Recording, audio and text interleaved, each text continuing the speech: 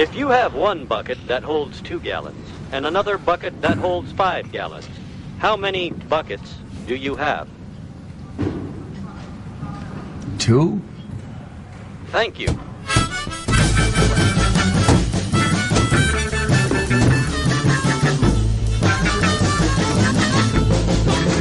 Lord, I wonder what's got the matter. I'm trying.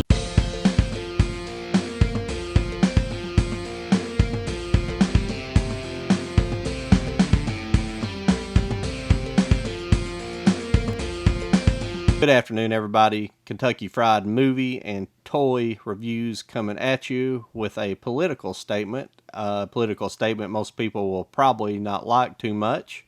I just think I get tired of hearing people talk about, there shouldn't be like voter IDs and things like you shouldn't have to have an ID to vote, which is the craziest thing I've ever heard. It's you're pretty much dumber than a box of doo-doo if you really think this is a good idea. No other countries practice this, and it doesn't make much sense. Like if you go to England, you can't vote if you're not a citizen or you don't have a legal ID. Or other countries in the in the European country, you can't go vote. You probably can't even go. You can't vote. You can't go to China and vote. I don't even think you can vote in China, but you can't go to Venezuela and vote. Probably the same way there. And why should we just allow anybody that crosses our borders to vote? I mean, that's exactly why they want it. They just want anybody voting. They know they're easily swayed by money. And they can, either side, I'm not picking a side with this, but either side can sway people to vote with a dollar. And it shouldn't be the case. So I propose a driver's license type system, but a voter license.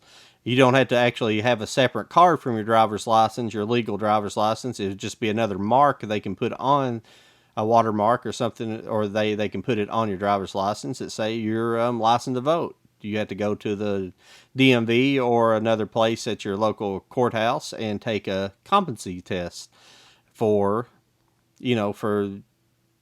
general U.S. knowledge. It could be anything, who's the first president of the United States, George Washington. What are the 3 branches of government? Judicial, legislative, executive. Things that people don't know. Some people don't know these things, and they supposedly graduated from high school. These things should be things you learn graduating from high school, and people don't know it. And I've seen people on both sides of the aisle that don't know these basic facts about our country.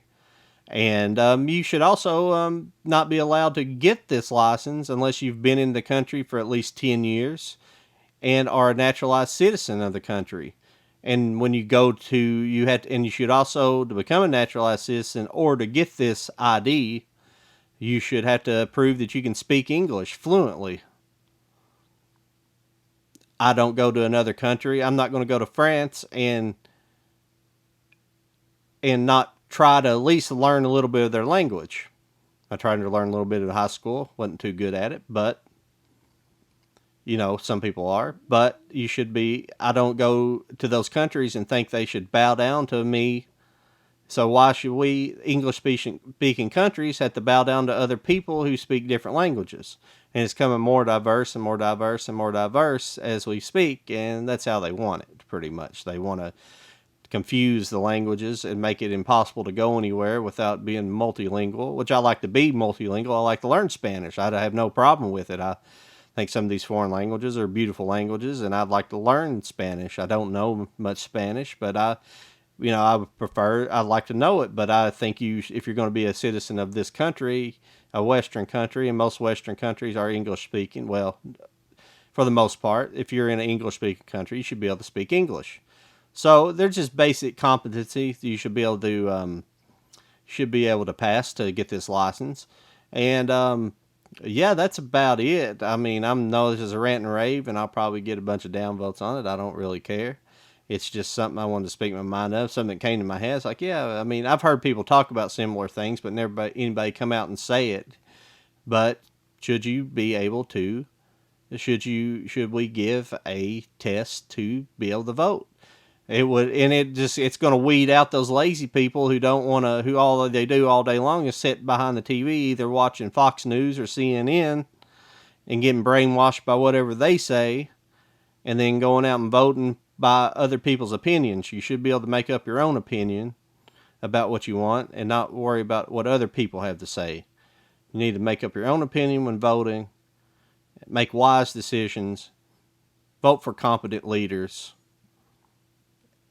Maybe one of these days we can straighten this mess out. That's all I have to say for you guys. I'll talk to you guys later.